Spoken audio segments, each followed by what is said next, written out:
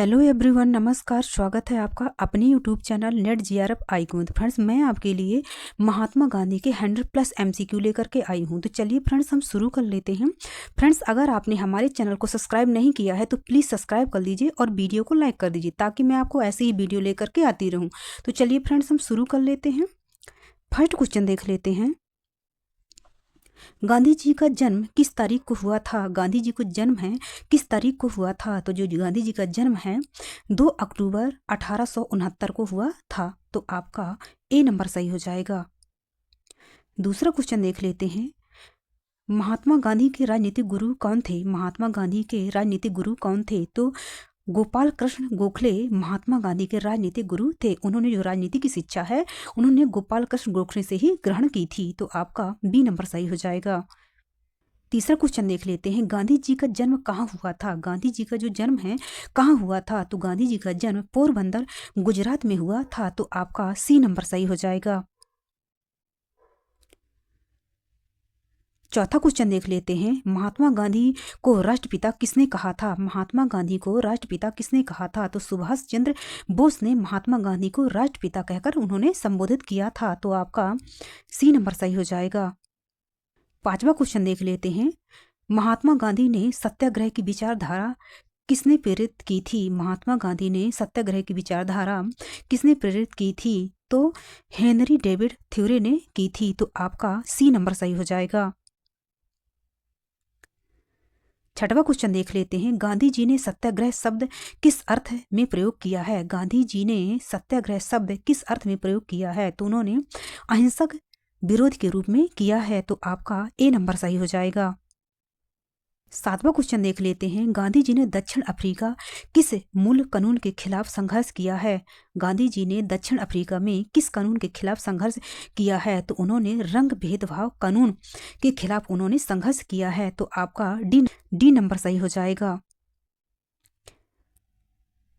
आठवां क्वेश्चन देख लेते हैं। गांधी जी ने भारतीय राष्ट्रीय कांग्रेस के किस सत्र को पूर्ण स्वराज्य घोषित किया था? गांधी जी ने भारतीय राष्ट्रीय कांग्रेस के किस सत्र को पूर्ण स्वराज्य घोषित किया था? तो उन्होंने 1929 लाहौर सत्र को पूर्ण स्वराज्य के रूप में घोषित किया था। तो आपका बी नंबर सही हो जाएगा।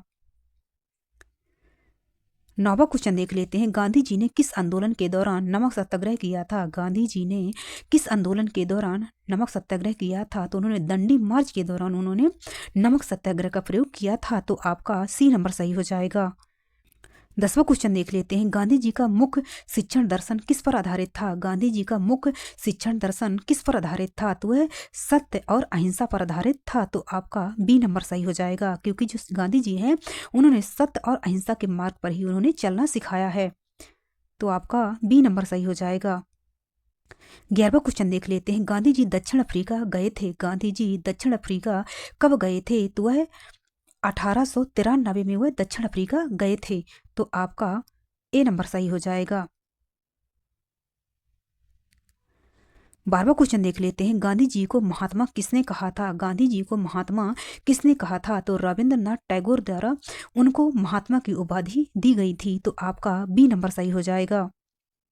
13वां क्वेश्चन देख लेते हैं। गांधी जी ने किस दलित सुधारक के साथ काम किया है? गांधी जी ने किस दलित सुधारक के साथ काम किया है? तो उन्होंने भीमराव अंबेडकर के साथ काम किया है। तो आपका ए नंबर सही हो जाएगा। 14वां क्वेश्चन देख लेते हैं। गांधी जी ने किस आंदोलन में विदेशी वस्त्र का बहिष्कार किया है? गांधी जी ने विदेशी वस्त्र का बहिष्कार किया है। तो उन्होंने स्वदेशी आंदोलन में किया है। तो आपका बी नंबर सही हो जाएगा। 15वां क्वेश्चन देख लेते हैं। गांधी जी का न्याय और नैतिकता पर विश्वास किस सिद्धांत से जुड़ा हुआ था? गांधी जी का न्याय और नैतिकता पर विश्वास किस सिद्धांत से जुड़ा था? तो न्याय और धर्म से जुड़ा था। तो आपका डी नंबर सही हो जाएगा। 16वां क्वेश्चन देख लेते हैं। गांधी जी ने दक्षिण अफ्रीका से वापस कब भारत लौटे थे? गांधी जी दक्षिण अफ्रीका से कब वापस भारत लौटे थे? तो 1915 में 9 जनवरी 1915 में वह भारत वापस लौटे थे। तो आपका बी नंबर सही हो जाएगा। 17वां क्वेश्चन देख लेते हैं। गांधी जी ने दक्षिण अफ्रीका में किस समुदाय के लिए लड़ाई लड़ी थी? गांधी जी ने दक्षिण अफ्रीका में किस समुदाय के लिए लड़ाई लड़ी थी? तो उन्होंने भारतीय समुदाय के लिए उन्होंने लड़ाई लड़ी थी। तो आपका ए नंबर सही हो जाएगा।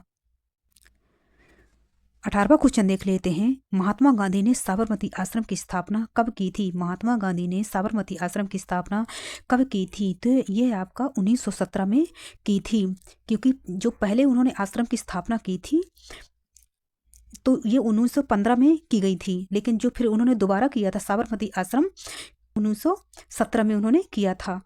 तो आपका बी नंबर सही हो जाएगा।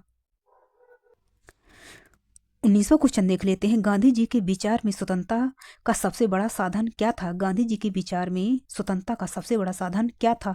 तो अहिंसक संघर्ष था। तो आपका बी नंबर सही हो जाएगा। 20वां क्वेश्चन देख लेते हैं। गांधी जी का जीवन दर्शन किसके प्रभाव में आया?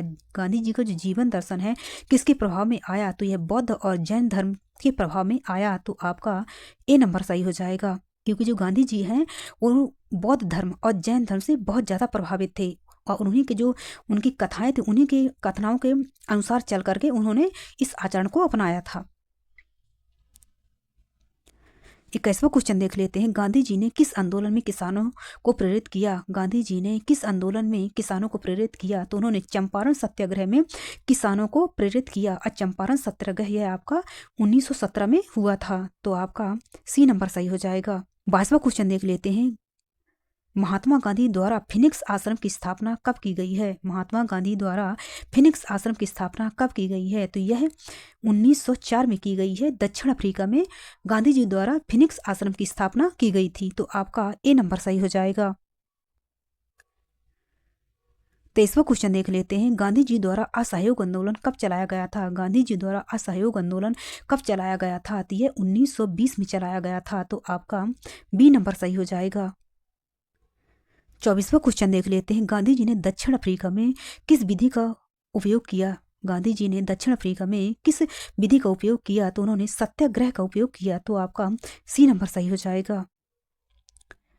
25वां क्वेश्चन देख लेते हैं। महात्मा गांधी द्वारा भारत छोड़ो आंदोलन कब शुरू किया गया था? महात्मा गांधी द्वारा भारत छोड़ो आंदोलन कब शुरू किया गया था? तो यह 1942 में महात्मा गांधी द्वारा भारत छोड़ो आंदोलन शुरू किया गया था। तो आपका ए नंबर सही हो जाएगा। फ्रेंड्स, ये सारे क्वेश्चन वेरी इंपॉर्टेंट हैं, तो आपको बहुत अच्छे से कर लेना है, क्योंकि एग्जाम की दृष्टि से बहुत ही उपयोगी है ये। 26वां क्वेश्चन देख लेते हैं। महात्मा गांधी ने भारत छोड़ो आंदोलन 1942 कहाँ से शुरू किया था? महात्मा गांधी ने भारत छोड़ो आंदोलन 1942 कहाँ से शुरू किया था? तो यह मुंबई से किया था। तो आपका सी नंबर सही हो जाएगा।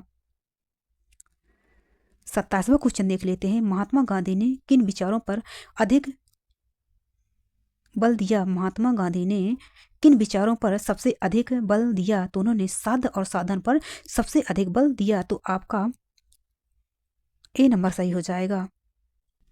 28वां क्वेश्चन देख लेते हैं। महात्मा गांधी द्वारा 1918 में कौन सा आंदोलन चलाया गया था? महात्मा गांधी द्वारा 1918 में कौन सा आंदोलन चलाया गया था? तो यह अहमदाबाद मिल मजदूर आंदोलन महात्मा गांधी द्वारा चलाया गया था। तो आपका डी नंबर सही हो जाएगा। 29वां क्वेश्चन देख लेते हैं। महात्मा गांधी ने संसद को क्या कहकर पुकारा है? महात्मा गांधी ने संसद को क्या कहकर पुकारा है? तो उन्होंने बांझ औरत कहकर संसद को उन्होंने पुकारा है। तो आपका ए नंबर सही हो जाएगा। 30वां क्वेश्चन देख लेते हैं। गांधी जी ने अपनी शिक्षा नीति का क्या नाम दिया? गांधी जी ने अपनी शिक्षा नीति का क्या नाम दिया? तो उन्होंने नई तालीम वर्धा शिक्षा का नाम दिया। तो आपका बी नंबर सही हो जाएगा। तो फ्रेंड्स, यहाँ पर हमने 30 क्वेश्चन कंप्लीट कर लिए हैं। तो फ्रेंड्स, अगर आपको हमारा वीडियो पसंद आया हो तो प्लीज़ इसे लाइक कर दीजिए और सब्सक्राइब कर दीजिए, ताकि मैं आपको ऐसे ही वीडियो लेकर के आती रहूँ। धन्यवाद।